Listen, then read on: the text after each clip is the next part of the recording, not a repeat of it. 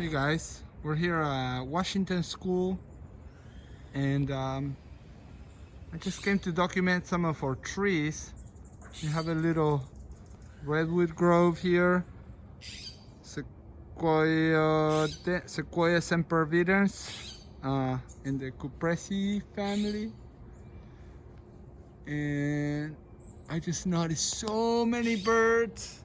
There's a woodpecker and blue jays and robins, and they're all over the place. They're picking and pecking, and it's just very nice to see.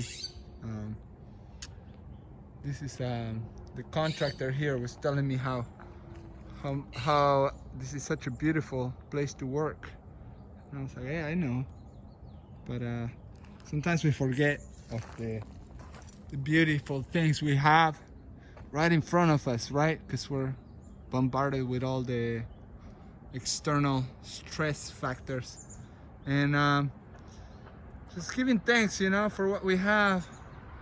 I'm certainly very thankful for the contractor who came out here and spent a few good days pruning all these trees. The main reason behind the pruning was to keep the trees from falling apart. We have a big live oak, coastal live oak, and it's a leaner, so we had them do some removal from one side of the tree. We have some codominant tree here.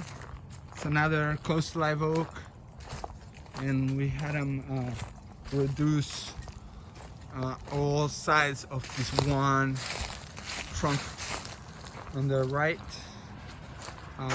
and that was very helpful, because what we want to do is give the trunk on the left the main dominance, because it's just a little more centrally placed, and the weight is distributed a little better.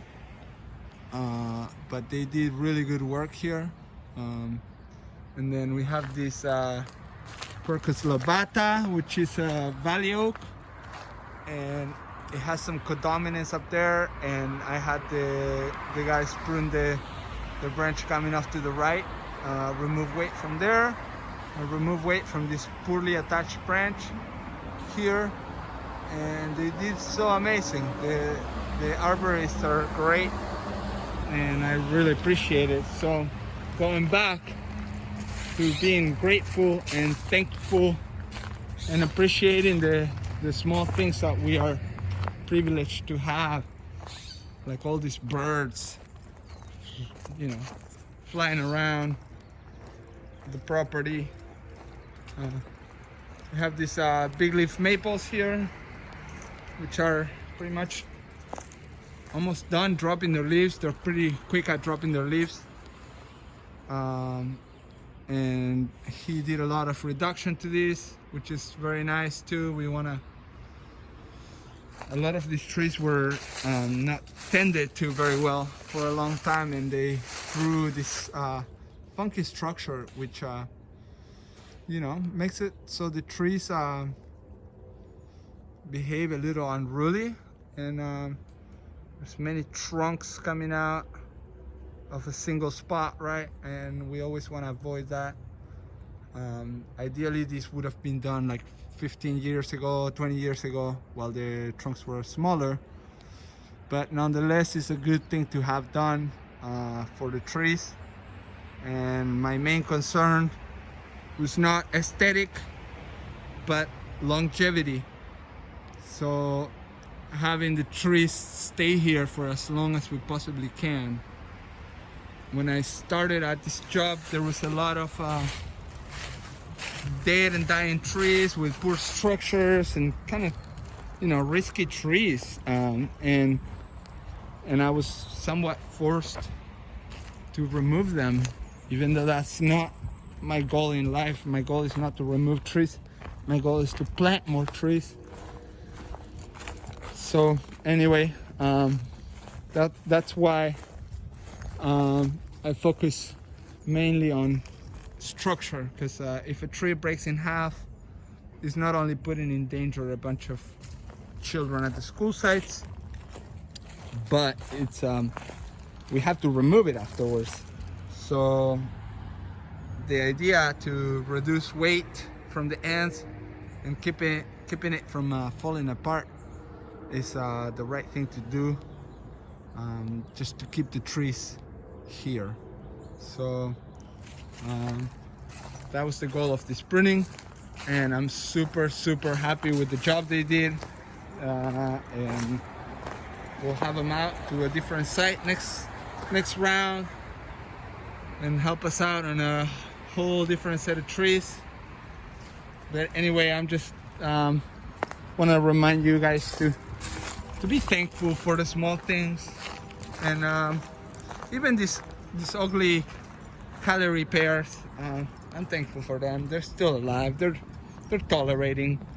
And before we end this video, I wanna show you the forest from a little farther back. Let's see. Okay, we have some redwoods and the live oaks. There's a blackwood acacia back there too, which is a fine tree. It's a little weedy, but we actually haven't had weed problems with it. But anyway, now before I end the video, I want to show you this specimen that we planted 2 springs ago. So it's a year and a half in the ground, and it's already put about 3 feet of height, and it's looking good. The main idea behind keeping this tree safe now is making sure that it stays upright, you know, has a main dominant central leader, and keeping the branches that they're gonna want to spread out more rather than go up. This being the current tree, a tree that spreads out more than goes up, and just keep guiding it while it's young. After about, you know, 15, 20, 30 years of training it, we can let it go and make sure it's growing, it's not gonna fall apart on us. So tree work, if you are lucky enough, you'll have a big time frame for it, and you want to look at it in the big time frame. You don't want to just think, oh, I'll plant this tree and forget about it, because then the tree dies, or it doesn't grow well, or it grows in a poor form, and then it becomes hazardous or risky, and that risk is translated to the people around, and they might want that tree gone, and so there's your labor. Your tree is gone now. So anyway, that's my lovely little Quercia argifolia, and I'm super happy. It's doing really well. And again, we planted it. We made a huge planting hole. I think it was like 8 feet wide by 3 feet deep, and we watered it a couple times right after planting, and pretty much it hasn't received any extra water other than rain this last fall. It has not been watered this spring or summer, and look how good it's doing. It's got a root space, and the trees are really smart at managing their water, and especially these coastal live oaks. They're specialized with drought, being from our Mediterranean climate. Here's a poor example of what to plant in a Mediterranean climate. It's a birch. It's a the papifera. It's a black birch. I think it's a black birch. Anyway, but I'm surprised it's doing this good under these conditions, and maybe some of the top dressing we did, maybe it's the mulch. It's doing pretty good. It has bounced back, but these are highly these trees need a high amount of water, and it's hard to provide that for them in this climate, you know. So you can see it's a little stress, but it's not too bad. And then we have our golden rain trees, Coletoria paniculata, and the cashew and mango family, the Anacardiaceae, and they're also a little bit under stress. You see they're growing in a small space. Well, you know, it's not that small. It's bigger than most trees get. But they're doing good. They start losing their leaves right now, and you know, they would like a little extra water. But anyway, I give thanks for this beautiful mural here. I give thanks for these beautiful trees. I give thanks for the arborists and my work. And yeah, I hope you enjoy the video, and stay positive in these dark times. It's easy to go down the hole of negativity, but that is not helpful either for you or for anybody around you. So stay positive, friends, and plant more trees. Peace.